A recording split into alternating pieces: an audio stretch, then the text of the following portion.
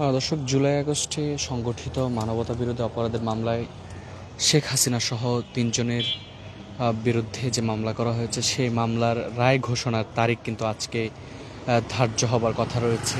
এর মধ্যে আপনারা দেখতে পাচ্ছেন যে আন্তর্জাতিক অপরাধ ট্রাইব্যুনালে কিন্তু ব্যাপক নিরাপত্তা জোরদার করা হয়েছে এবং যেমনটি আমরা দেখেছি, পুরো আসলে আদালত প্রাঙ্গণ জুড়েই কিন্তু যে অতিরিক্ত নজরদারি এবং পুলিশের যে মহড়া এবং সেনাবাহিনী, অন্যান্য আইনশৃঙ্খলা রক্ষাকারী বাহিনীর সদস্যদের যে মহড়া, সেটি কিন্তু বাড়ানো হয়েছে। দর্শক, ঠিক এই মুহূর্তে আপনাদের যুক্ত করেছি আন্তর্জাতিক অপরাধ ট্রাইব্যুনালের যে মূল ফটক রয়েছে, সেই মূল ফটকের সামনে থেকে।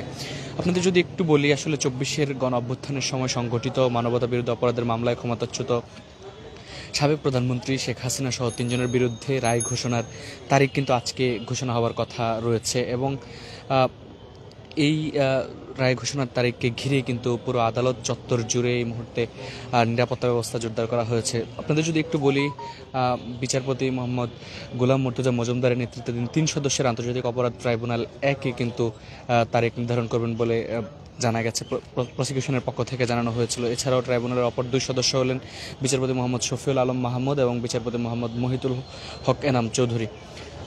শেখ হাসিনা ছাড়াও মামলার অপর ২ আসামি হলেন সাবেক স্বরাষ্ট্রমন্ত্রী আসাদুজ্জামান খান কামাল ও পুলিশের সাবেক মহাপরিদর্শক চৌধুরী আবদুল্লাহ আল মামুন। তবে শেখ হাসিনা ও আসাদুজ্জামান খান কামাল আদালতে হাজির না হওয়া পলাতক হিসেবে কিন্তু বিবেচিত হয়েছেন এবং প্রথমবারের মতো এই মামলার বিচারের অধিকাংশ শুনানির দিনে সরাসরি সম্প্রচার করা হয়েছে। আদালতে পলাতক ২ আসামির পক্ষে শুনানিতে এখন পর্যন্ত ছিলেন রাষ্ট্রনিযুক্ত আইনজীবী মোহাম্মদ আমির হোসেন, আর প্রসিকিউশনের পক্ষে শুনানিতে ছিলেন attorney general Mohammad Asaduzzaman, chief prosecutor Mohammad Tajul Islam, prosecutor Mizanul Islam, prosecutor Gazi Monawar Hossain Tamim. মানবতা বিরোধী অপরাধের এই মামলায় শেখ হাসিনা, সাবেক স্বরাষ্ট্রমন্ত্রী আসাদুজ্জামান খান কামাল ও সাবেক আইজিপি চৌধুরী আবদুল্লাহ আল মামুনের বিরুদ্ধে গত ১০ জুলাই অভিযোগ গঠন করে বিচার শুরুর আদেশ দেন আন্তর্জাতিক অপরাধ ট্রাইব্যুনাল। এক পর্যায়ে এই মামলায় দোষ স্বীকার করে ঘটনার সত্যতা উদ্ঘাটনে রাজসাক্ষী হতে সাবেক আইজিপি চৌধুরী আবদুল্লাহ আল মামুনের করা আবেদন মঞ্জুর করে ট্রাইব্যুনাল। পরবর্তীতে এই মামলার রাজসাক্ষী হয়ে সাক্ষ্য দেন তিনি।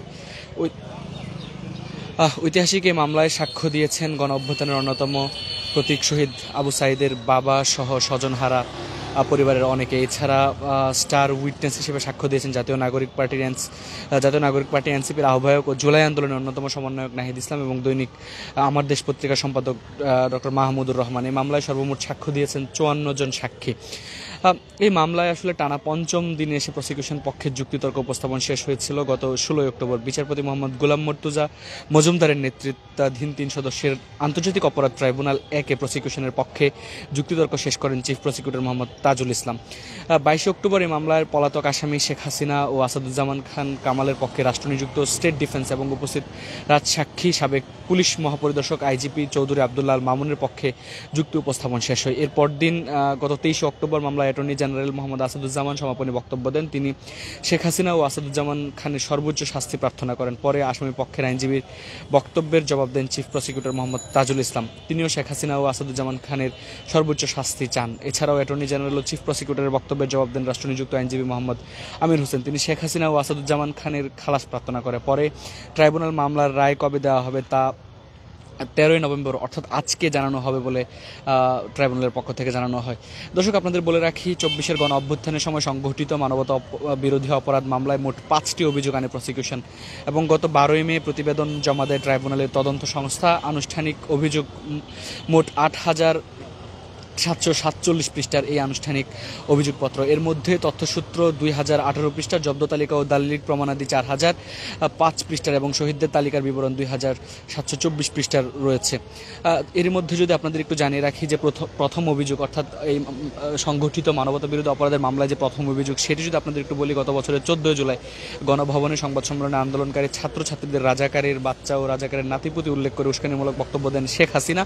এর পরিপ্রেক্ষিতে আসাদুজ্জামান খান চৌধুরী আবদুল্লাহ আল মামুন সহ তৎকালীন সরকারের অন্যান্য ঊর্ধ্বতন কর্তৃপক্ষের প্ররোচনা, সহায়তা ও সম্পৃক্ততায় আইন শৃঙ্খলা রক্ষাকারী বাহিনীর সদস্য ও সশস্ত্র আওয়ামী সন্ত্রাসীরা ব্যাপক মাত্রায় ও পদ্ধতিগতভাবে নিরীহ নিরস্ত্র ছাত্র জনতার উপর কিন্তু আক্রমণ করে। গুলি করে ১৫০০ ছাত্র জনতাকে হত্যা করা হয়। আহত হন প্রায় ২৫,০০০-এর মতো মানুষ।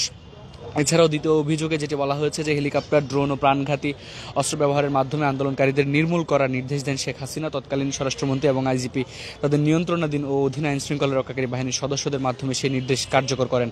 গত 14 জুলাই ঢাকা বিশ্ববিদ্যালয়ের তৎকালীন উপাচার্য SM মাকসুদ কামাল এবং 18 জুলাই ঢাকা দক্ষিণ সিটি কর্পোরেশনের সাবেক মেয়র ফজলেনুর তাপসের সঙ্গে কথা বলেন শেখ হাসিনা। দুজনের সঙ্গে কথোপকথনের পৃথক অডিও রেকর্ড থেকে জানা যায় আইন শৃঙ্খলা রক্ষাকারী বাহিনী ও সংশ্লিষ্ট আইন বাহিনীগুলোকে মরণাস্ত্র ব্যবহার করার নির্দেশ দিয়েছিলেন শেখ হাসিনা। সেই নির্দেশ তৎকালীন স্বরাষ্ট্রমন্ত্রী ও আইজিপির মাধ্যমে সব বাহিনীর কাছে দেওয়া হয় এবং পাশাপাশি আওয়ামী লীগ ও তার অন্যান্য অঙ্গ সংগঠন এবং 14 দলীয় জোটের কাছেও এই নির্দেশ চলে যায়। এর আলোকে মানবতাবিরোধী অপরাধ সংঘটিত হয়। এর দায়ে হাসিনা, আসাদুজ্জামান ও মামুনের বিরুদ্ধে সুপিরিয়র রেসপন্সিবিলিটির সর্বোচ্চ দায় আওতার অভিযোগ গঠন করা হয়। এছাড়াও তৃতীয় যে অভিযোগটি রয়েছে, এই মামলায় রংপুরের বেগম রোকেয়া বিশ্ববিদ্যালয়ের ছাত্র আবু সাইদকে গুলি করে নির্মমভাবে হত্যার ঘটনায় শেখ হাসিনার পাশাপাশি আসাদুজ্জামান ও মামুনকে অভিযুক্ত করা হয়। চতুর্থ যে অভিযোগটি রয়েছে, রাজধানীর চানকারপুলে আন্দোলনরত নিরীহ নিরস্ত্র 6 জনকে গুলি করে হত্যার ঘটনায়ও শেখ হাসিনা সহ 3 জনকে অভিযুক্ত করা হয়। পঞ্চম অভিযোগে বলা হয়েছে, আসলে নিরীহ নিরস্ত্র 6 জনকে হত্যার আগুনে পোড়ানোর ঘটনায় অভিযুক্ত হয়েছেন শেখ হাসিনা, আসাদুজ্জামান ও মামুন। দর্শক, এদিকে রায়ের তারিখ নিয়ে কিন্তু আসলে গতকালকে প্রসিকিউটর মিজানুল ইসলাম জানিয়েছিলেন যে রায়ের নির্ধারণের এখতিয়ার পুরোপুরি ট্রাইব্যুনালে। তবে আজকে 13 নভেম্বর আদালত রায় ঘোষণা করতে পারেন, এমনটি কিন্তু আসলে তাদের পক্ষ থেকে তারা আশা করেছেন এবং তারা ধারণা করেছেন। দর্শক, যেমনটি আসলে বলছিলাম যে জুলাই আগস্টে যে সংঘটিত যে মানবতা বিরোধী অপরাধের মামলাটি রয়েছে, সেই মামলার কিন্তু আজকে সেই মামলার রায়ের দিন ধার্য করার কথা রয়েছে। এর ফলে কিন্তু পুরো আদালত চত্বরে আমরা দেখেছি যে সেনাবাহিনী, পুলিশ এবং অন্যান্য আইন শৃঙ্খলা রক্ষাকারী বাহিনীর অতিরিক্ত নজরদারি কিন্তু বৃদ্ধি করা হয়েছে। এছাড়াও আপনারা জানেন যে আজকে এই রায়ের দিন ধার্যের বিষয়টিকে কেন্দ্র করে কিন্তু রাজধানী জুড়ে আওয়ামী লীগের যে নিষিদ্ধ সংগঠন আওয়ামী লীগ এবং ছাত্রলীগের যে কর্মসূচি দেওয়া হয়েছে, অর্থাৎ পুরো রাজধানী জুড়ে কিন্তু তাদের পক্ষ থেকে বিভিন্ন জায়গায় তারা লকডাউন কর্মসূচির ঘোষণা দিয়েছেন। সেই কর্মসূচিকে ঘিরে পুরো রাজধানী কিন্তু এই মুহূর্তে আপনারা জানেন নিরাপত্তার চাদরে ঢেকে রাখা হয়েছে। গতকালকেও রাজধানীর বেশ কয়েকটি জায়গায় কিন্তু বিচ্ছিন্ন বেশ কয়েকটি ঘটনা ঘটেছে। তবে আজকে আসলে তাদের যে পূর্ব ঘোষিত গত কয়েকদিন যাবৎ সামাজিক যোগাযোগ মাধ্যমে ব্যাপক হারে কিন্তু তারা এটি প্রচার করে আসছিলেন যে আজকে ঢাকা লকডাউন কর্মসূচি তারা পালন করবেন, সেটি কিন্তু আসলে আজকে সকাল থেকে আসলে যানবাহন চলাচলের বিষয়টি যদিও আপনাদের একটু বলি, সড়কে কিন্তু যানবাহন চলাচলের স্বাভাবিক ছিল। এখনও সড়কে বিভিন্ন জায়গায় আসলে কোনো প্রকার বিশৃঙ্খল ঘটনার খবর না পাওয়া গেলেও কিন্তু সড়কের গুরুত্বপূর্ণ পয়েন্ট এবং মোড়গুলোতে কিন্তু আমরা দেখেছি যে আইন শৃঙ্খলা রক্ষাকারী বাহিনীর সদস্যদের ব্যাপক নজরদারি এবং তল্লাশি। আপনারা জানেন যে গত কয়েকদিন ধরেই কিন্তু আসলে এই রায়ের দিন ধার্যের বিষয়টিকে ঘিরে কিন্তু যে নিষিদ্ধ সংগঠন আওয়ামী লীগ এবং তার যে অঙ্গ সহযোগী সংগঠনগুলো রয়েছে, তারা কিন্তু বিভিন্ন জায়গায় অপ্রীতিকর ঘটনা ঘটানোর চেষ্টা করে চলছেন। সেই বিষয়গুলোকে প্রাধান্য দিয়ে আইন শৃঙ্খলা রক্ষাকারী বাহিনীর সদস্যরা কিন্তু আসলে নড়ে চড়ে বসেছেন এবং রাজধানীর বিভিন্ন জায়গায় কিন্তু আইন শৃঙ্খলা রক্ষাকারী বাহিনীর সদস্যদের ব্যাপক নজরদারি লক্ষ্য করা গেছে। এছাড়াও কেপিআই ভুক্ত এলাকা সহ রাষ্ট্রীয় গুরুত্বপূর্ণ স্থাপনাগুলোতেও কিন্তু আমরা দেখেছি যে বিপুল পরিমাণ আইন শৃঙ্খলা রক্ষাকারী বাহিনীর সদস্যদের মোতায়েন করা হয়েছে। আজকে যেমনটি আসলে আপনাদের বলছিলাম যে আদালত চত্বরে কিন্তু আমরা লক্ষ্য করছি, পুরো আদালত চত্বরে কিন্তু সেনাবাহিনী এবং অন্যান্য আইন শৃঙ্খলা রক্ষাকারী বাহিনীর সদস্যদের নজরদারিতে কিন্তু বৃদ্ধি করা হয়েছে।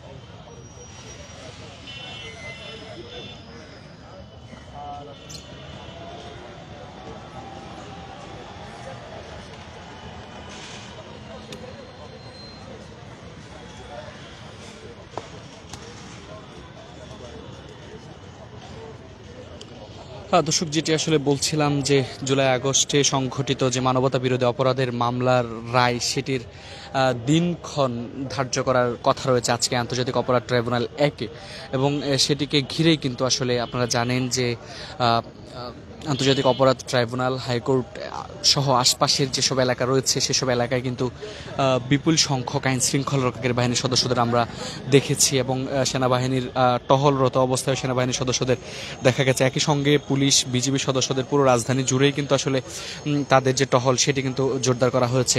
দর্শক, যদি আপনাদের একটু বলে রাখি, আবারও যে বিষয়টি বলছিলাম যে জুলাই আগস্টে সংগঠিত যে মানবতা বিরোধী 24-এর গণ অভ্যুত্থানের সময় সংঘটিত মানবতা বিরোধী অপরাধের মামলায় ক্ষমতাচ্যুত সাবেক প্রধানমন্ত্রী শেখ হাসিনা সহ 3 জনের বিরুদ্ধে কিন্তু আসলে রায় ঘোষণার তারিখ আজকে নির্ধারণ হতে পারে বলে জানা গিয়েছে। এবং এরই প্রেক্ষিতে আজকে কিন্তু আদালত সহ আশপাশের যেসব এলাকা রয়েছে, কেপিআইভুক্ত এলাকা এবং রাষ্ট্রীয় গুরুত্বপূর্ণ স্থাপনাগুলোতেও কিন্তু আসলে আইনশৃঙ্খলা রক্ষাকারী বাহিনীর অতিরিক্ত নজরদারি বাড়ানো হয়েছে।